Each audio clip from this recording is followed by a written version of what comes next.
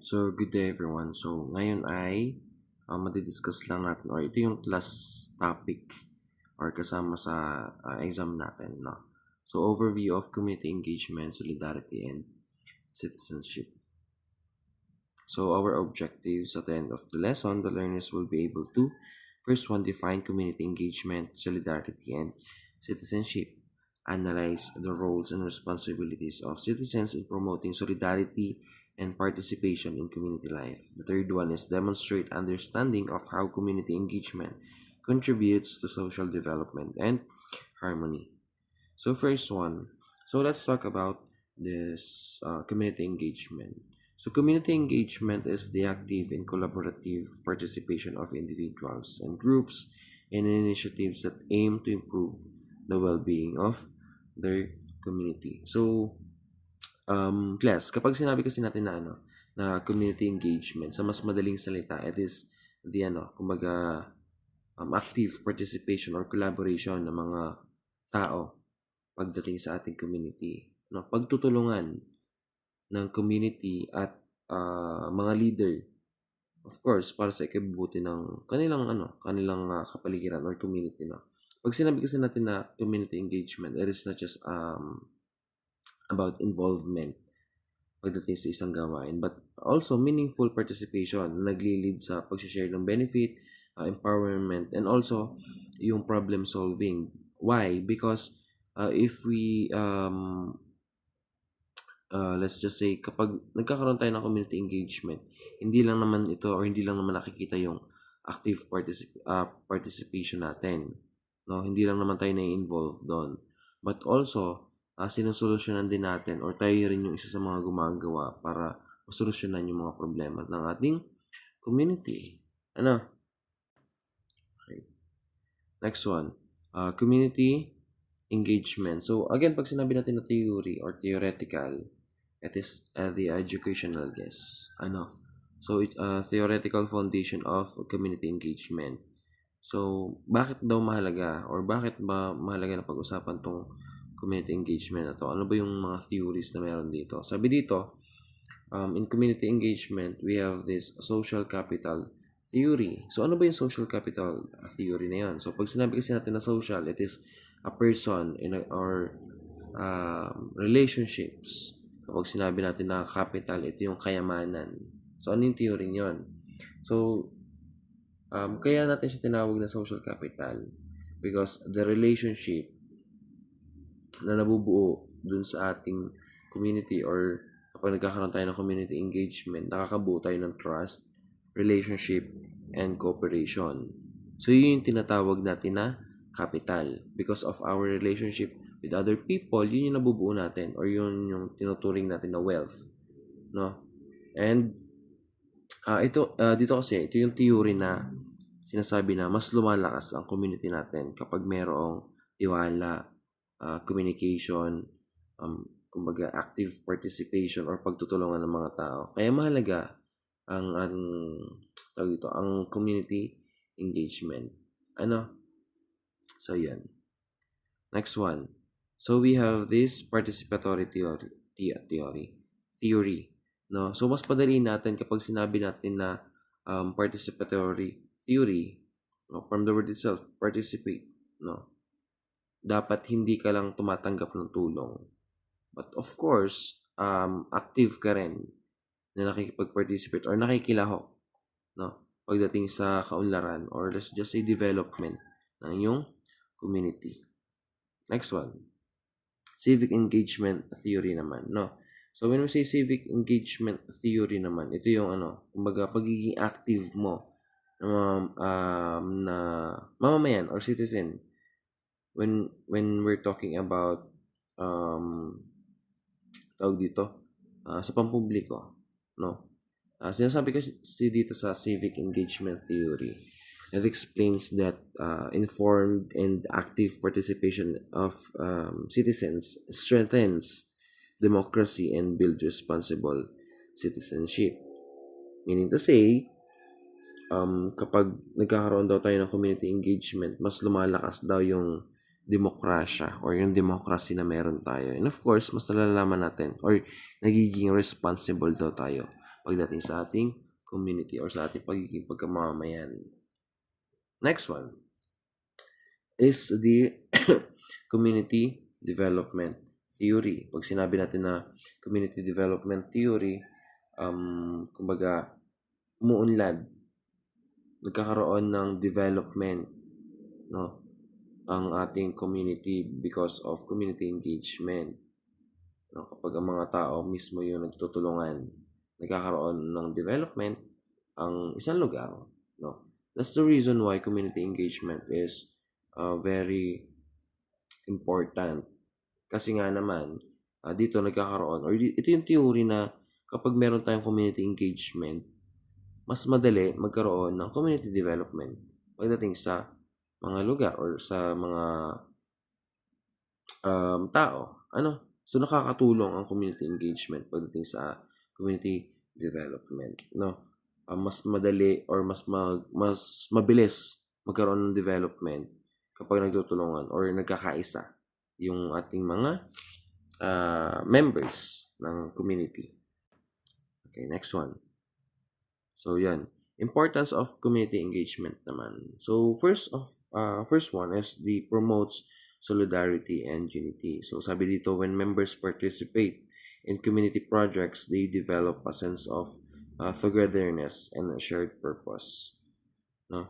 Ibig sabihin yung pag sinabi kasi natin na promote solidarity and unity, ibig sabihin standing together o pagsasama-sama sa panahon, especially kapag sa panahon ng pangangailangan. Sabi dito, during disaster relief operation, residents working together to distribute aid, strengthen bonds within the community. So, isa sa mga kahalagahan yan or isa sa mga importansya na meron ang community engagement. It promotes solidarity and unity. Pagkakaisa at pagtutulungan ng mga tao.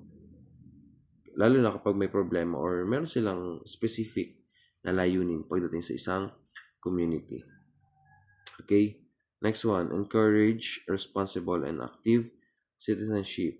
Ibig sabihin yan, tinuturuan tayo nito or sinasabihan tayo ng community engagement na hindi dapat nakatira ka lang dyan. No? Hindi dapat, kumbaga, receive ng mga benefits pagdating sa community. But also, you need to become active, participate. No? Tinuturuan ka nito na makilahok rin. No? Sabi nga dito, active participation teaches citizens to take ownership of community issues and solutions. Dapat kahit papaano, marunong ka mag-isip kung paano ka makakatulong. And of course, marunong ka mag-isip kung paano ka makakapagbigay solution do sa mga problema na meron ng inyong community. Okay? Next one, forms of community engagement naman. So, pag sinabi natin na forms, ito yung kumbaga bumubuo or paano natin natatawag ang community engagement. So, paano ba nabubuo yung community engagement na to? So, we have this volunteering and civic participation. In volunteering, offering time and skills to support community programs. Example, helping in barangay literacy programs or local disaster response teams. So, sa mas madaling salita, pag sinabi natin ng volunteering, volunteer, wala kang hinihingi, ibig sabihin yan, tumutulong ka. Engagement, tumutulong ka na walang kapalit. Pag sinabi naman natin na civic participation, involvement in decision-making process or governance activities.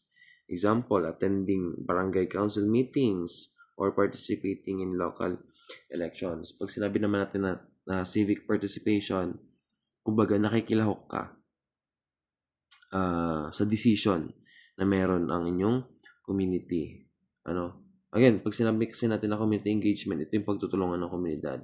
So we have volunteering, tumutulong ka voluntarily na walang hinihinging kapalit, and then sa civic participation naman natin, nagbibigay ka na dito ng mga suggestions. Kumbaga, nakikilahok ka na pagdating sa usapin ng issue pagdating sa inyong community. Okay? So next one, we have this environmental activities, actions to protect and improve the environment, From the word itself, environmental, meaning to say, ito yung pag-aalaga sa kalikasan. And the next one is social support programs, initiatives that provide help and resources to vulnerable groups. Example, conducting feeding programs, charity drives, or providing aid for the elderly. Pinagkaiba naman itong dalawa para sa mas madaling salita. Sa environmental activities, more on mas nakafocus siya pagdating sa environmental awareness, pag-aalaga sa kalikasan. And then the next one is the social support programs. Ito yung pagtulong naman natin sa mga tao, sa iba't ibang uri ng mga tao. But they are both, kumbaga, sabihin natin na ikaw unlad, parehas ng community, or parehas nagbe-benefit ang mga tao dito. Of course, hindi lang naman nagbe-benefit ang mga tao or ang environment natin kapag malinis ang kapaligiran, but also yung mga tao na nakatira din dito. Okay? So next one, let's talk about solidarity. So solidarity is the unity, support, and mutual responsibility among individuals or groups, especially in working towards common goals or facing challenges together. Solidarity is standing together and helping each other in times of need or for shared goals. Again, pag sinabi natin na solidarity, people standing together and helping each other. No? Sa mas madaling salita yun. Ayan. So, sabi dito, perspective in solidarity. Ayon kay Emil, kumbaga, Durkheim and social solidarity. So, sabi niya dyan is, kumbaga, society sticks together because people shared values and help other. No, we have these two types of solidarity na tinatawag. So, we have this mechanical and organic. Pag sinabi natin na mechanical, unity based on shared belief and lifestyle, common in small traditional communities. No? Ibig sabihin yan, pare-parehas sila. Pare-parehas yung mga tao. No? Pag sinabi naman natin na unity based on interdependent among diverse roles, common in modern societies. So, mas padali natin, pag sinabi natin na mechanical solidarity, common in small, halimbawa na lang yung mga farmers natin. Kaya sila nagkakaroon ng ang example dito, rural villagers sharing traditions and farming practices. Ibig sabihin yan, pare-pareha sila mga farmers na kung saan nagbibigay sila ng iba't ibang kumbaga traditions or pinapamana nila sa mga kasama nila na kapwa din nila magsasaka. And of course, hindi lang naman yung traditions but also practices kung paano ginagawa yung pagsasaka. Nagkakaroon sila ng solidarity or kumbaga pagtutulungan sa isa't isa. Pag sinabi natin again na mechanical solidarity, pare-pareha sila. Mayroon silang pagkakapareho. Common in small. Pagdating sa traditional communities. Pag sinabi naman natin na organic solidarity naman, ito yung may iba't iba kayong roles or iba't iba kayong kumbaga gampanin. Like for example, teachers, doctors, police, and other specialists. Ibig sabihin yan, kahit magkakaiba kayo ng magkakaiba kayo ng trabaho, unlike dito sa mechanical na pare-para silang farmer, tutulungan sila to, let's just say, palawakin pa yung farming or palawakin pa yung kaalaman nila pagdating sa farming. Dito naman sa organic solidarity, kahit magkakaiba sila, meron silang iisang goal, meron silang iisang role na kailangan nilang magampanan pagdating sa kanilang community. And another one, para mas madali ninyong mag-gets. Kapag sinabi natin na mechanical, nagkakaisa sila dahil pare-pareha sila ng paniniwala at saka pamumuhay. Karaniwan, ito yung nasa small lang sila na community. Kung saan meron silang same traditions, beliefs, ayan.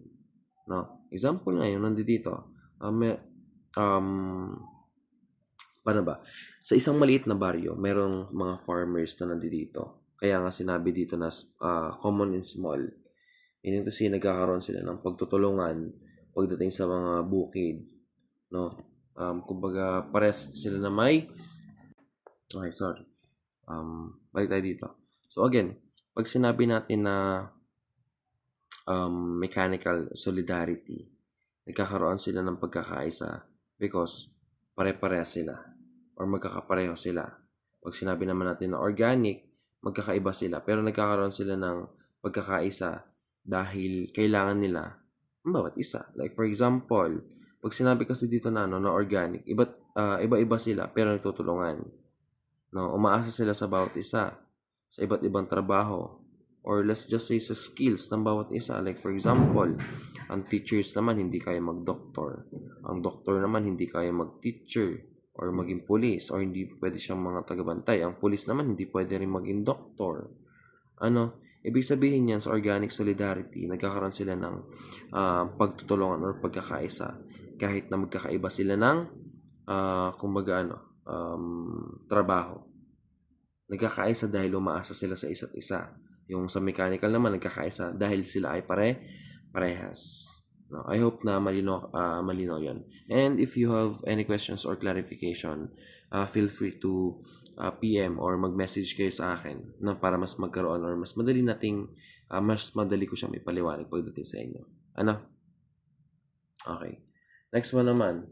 Let's talk about this Marxist perspective.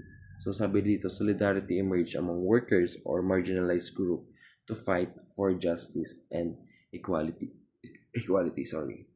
So again, pag sinabi natin na solidarity, yung pagkakaisa. Pag sinabi naman natin na Marxist perspective, solidarity happens when workers or group who are treated unfairly come together to fight for justice and equal rights. Like for example, labor unions forming to improve workers' rights and conditions. And ito say, kaya nagkakaroon sila ng solidarity or pagkakaisa because they want to fight this unfair or injustice na nararanasan nila. Especially na makikita natin yan kapag sa mga trabahador natin, no? Kapag nakararanas sila ng hindi patas or hindi maayos na trato pagdating sa kanilang trabaho. Like for example, the workers sa isang pabrika. Halimbawa, yung mga trabahador na dyan hindi pinapasahod ng maayos, hindi binibigyan ng tamang pasahod. So, Marxist perspective, matatawag mo siyang Marxist perspective kapag nagsama-sama na yung mga nagtatrabaho dyan or iba't ibang uri ng trabaho para solusyonan yung problema nila na walang justice or equality pagdating dun sa trabaho nila. Okay? Next one. Yan. So, ethical or religious perspective naman pagdating sa solidarity. So, perspective on solidarity when it comes to ethical or religious perspective. Solidarity is often tied to moral responsibility to help others. Example, Catholic social teaching emphasizes solidarity as a moral duty to care for the poor and oppressed. No? Mas padali natin, when you say ethical or religious perspective, ang sinasabi dito na helping others, solidarity means helping others because it is the right thing to do. No, it's about moral responsibility. Kaya tayo nagkakaroon ng pagkakaisa is because we have this moral responsibility. Kailangan natin na tulungan yung iba, kailangan natin tulungan yung mga mahihirap, kailangan natin tulungan yung mga walang kakayahan pagdating sa community natin. So yun yung ethical or religious perspective na sinasabi. Next one. Yan. So let's talk about citizenship. Pag sinabi natin citizenship, defined as the membership in a political or community with full and civil political privilege and allegiance of all members of a political community. So mas padali natin pag sinabi natin na citizenship, kumbaga, you are a member of a country or community who has the rights and responsibilities. No, they can take part in the government. They can enjoy civil and political rights. They are also protected by the country, both inside and also outside its borders. Pag sinabi din natin na citizenship, it is given at birth or later. Ano? So, yan. So, now, let's talk about this national versus nationality. So, mas padalin ulit natin. Pag sinabi natin na national kasi, ito yung tao na nakatira sa isang bansa. Pag sinabi naman natin na nationality, ito yung status na meron ka sa isang bansa. Like, for example, tawag dito, ang iyong national, pag sinabi natin na national, ikaw na nakatira mismo dito sa bansa natin. Pag sinabi naman natin na nationality, na-identify nito kung saan bansa ka. National mo, dito sa Pilipinas. Nationality mo, Filipino. No, because nandito ka sa bansa natin. And isasama ko na rin dito yung citizenship natin. Pag sinabi natin na citizenship, kumbaga, you belong, hindi ka lang basta nandito sa hindi ka lang basta nandito sa bansa natin, hindi lang basta national. Pag sinabi din natin na nationality, when it comes to citizenship, hindi ka lang basta Filipino citizenship. No, pag sinabi natin na citizen, you belong and also you have the rights and responsibilities. No, again, pag sinabi natin na national, tao na nakatira sa isang bansa. Pag sinabi natin na nationality, kumbaga status or label nung taong yon dun sa isang bansa. Pag sinabi naman natin na citizenship, it is your rights and responsibility dahil kabilang ka doon sa bansang yon. Okay? I hope malinaw. So, yan. So, now, let's talk about alien naman. Pag sinabi natin na alien class, keyword dito, kumbaga parang hindi sila citizen, mga dayuhan sila. Like, for example, yung mga Americans natin na nakatira dito sa Pilipinas, alien sila may tatawag kasi hindi naman siya hindi sila Filipino citizen, no? Pwede silang manirahan, oo, o magtrabaho sa bansa if there is kumbaga they have this legal permit or visa, pero hindi sila pwedeng bumoto, hindi sila pwedeng maging official ng ating government, unlike sa mga citizen mismo ng ating bansa. Okay? Now, let's talk about naturalization naman. No? Pag sinabi class natin na naturalization, we're talking about foreigners naman. Yan yung mga alien natin.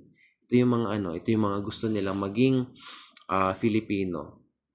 But then, pag sinabi natin na naturalization, kumbaga legal kasi siya na paraan para sa mga mga foreigners natin na magiging citizen mismo din ng ating bansa. Of course, para magkaroon din sila ng rights katulad ng sa citizenship natin or katulad ng mismong citizen sa ating bansa. Again, pag sinabi natin na naturalization, it is a process or legal process na ginagawa para sa mga alien or sa mga foreigners natin para maging kabilang din sila sa citizen ng ating bansa. Okay? Ayan. So, now let's talk about the allegiance naman. Pag sinabi kasi na allegiance, it is the loyalty, faithfulness, and commitment of a person to a country, a government, leaders, or a cause. Pag sinabi natin class na allegiance, ito yung pagiging tapat mo sa ating bansa. No? Pagiging tapat mo bilang isang mamayan. Ito yung pagmamahal mo pagdating sa ating bansa. Allegiance is an important element of citizenship because it shows citizens' commitment to uphold constitutions, obey laws, and protect national interests. Ibig sabihin yan, pag sinabing allegiance, ito yung pagmamahal mo sa sariling bansa, pagsunod mismo sa sariling batas natin. And of course, pagpoprotekta na rin ng ating bansa. And of course, dito sa Pilipinas, hindi tayo nagkakaroon ng dual allegiance. Pag sinabi natin na dual allegiance, ito yung pagiging tapat mo or faithful mo sa dalawang bansa. So sa Pilipinas, hindi siya ginagawa or hindi siya pinapractice because sa Pilipinas, kailangan na isa lang bansa ang pagsilbihan mo or let's just say isang bansa lang ang dapat minamahal mo. No, bawal ang dalawa dito. Ayun. Yan. So next one, let's talk about modes of acquiring citizenship. So citizenship by birth. Citizenship is acquired at the time of birth based on place of birth or the citizenship of parents. So we have this jus sanguinis, no? Right of blood. Mas padali natin to. Pag sinabi natin na jus sanguinis, excuse me, ang magiging citizenship mo ay base kung ano ang citizenship ng iyong magulang. Right of blood. Kung ano yung dumadaloy sa mga dugo nila or ano yung citizenship nila. Pure na citizenship nila. Yun din yung magiging citizenship mo. Ano? Ibig sabihin yan, kung ano citizenship na magulang mo, yun yung magiging citizenship mo. Right of blood. Kahit nasa bansa ka pa. Like for example, kung ipinanganak ka sa China, pero ang iyong magulang ay parehas Pilipino, hindi ka matatawag na Chinese. Kasi jus sanguinis is right of blood. Ang magiging citizenship mo, Pilipino pa rin. Kasi, or pagiging Pinoy pa rin, or Filipino citizenship pa rin. Kasi, ayon sa jus sanguinis, ang magiging citizenship mo ay base sa kung ano yung citizenship ng iyong magulang. Okay? Like for example, kay Vice Ganda. Si Vice Ganda ay matuturing natin na jus sanguinis. Kasi right of blood, parehas ang magulang niya, nanay at tatay ay Pilipino. Ano? Okay, next one. Jus soli naman. Pag sinabi natin na jus soli, right of a soil. Citizenship is based on place of birth. No? Usually, kumbaga a child becomes a citizen of the country where they are born. Mas madalas ito napapractice sa mga bansang USA, ano pa ba? Sa Canada, Switzerland, ayan. At sa iba pa, Pero dito sa atin sa Pilipinas, hindi natin ginagamit itong jus soli, no? Ang halimbawa nito, kapag ikaw ay pinanganak sa Amerika, you're a Filipino. Kapag ikaw ay pinanganak sa Amerika, mismo doon sa bansang yon, ibig sabihin yan, magiging citizenship ka na ng USA. Kasi doon ka pinanganak. So kahit ang magulang mo ay Pilipino, as long as doon ka pinanganak sa USA, magiging USA or US citizenship ang magiging status mo. Kasi nga, right of soil, kung saan ka pinanganak or saang lugar ka pinanganak, doon, or yun yung magdidikta kung ano yung citizenship mo. Dito sa Pilipinas, we use jus sanguinis, right of blood. Ayan. So again, pag sinabi natin na mas padalin pa natin. Pag sinabi natin na jus sanguinis, kung ano yung citizenship na magulang mo, yun yung magiging citizenship mo. Pag sinabi natin na jus soli, kung saan ka ipinanganak, especially pag sa US, Canada, Brazil, Argentina, ayan, yung mga bansang yan, Switzerland. Kapag dyan ka pinanganak, ibig sabihin, doon ka mismo, or yun mismo yung magdidikta ng citizenship mo. Kung saan bansa ka, yun yung magiging citizenship mo. Kahit na Pilipino ka, basta dyan ka pinanganak, magiging yan ang citizenship mo. Okay? Gets? Nuggets. Like for example, kay Ryan Bang. Si Ryan Bang, pag sinabi natin na jus soli, kahit na nandito siya sa Pilipinas, pero pinanganak siya din mismo sa bansa na kanila. Like for example sa Korea, kahit nandito siya sa Pilipinas, hindi siya matatawag na Filipino, no? Kumbaga, hindi siya matatawag lang siya na na hindi siya matatawag na right of blood, or let's just say sabihin natin na pusong Pinoy lang siya pero hindi siya dugong Pinoy. Okay? Yun yung pinagkaiba naman ng dalawa. So sa Jus Sanguinis, pag sinabi natin Jus Sanguinis, pinanganak ka at magiging citizenship mo yung sa parents mo.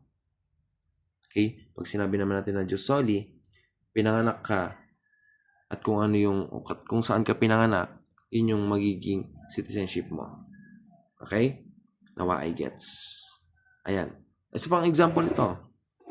Si Ann Curtis.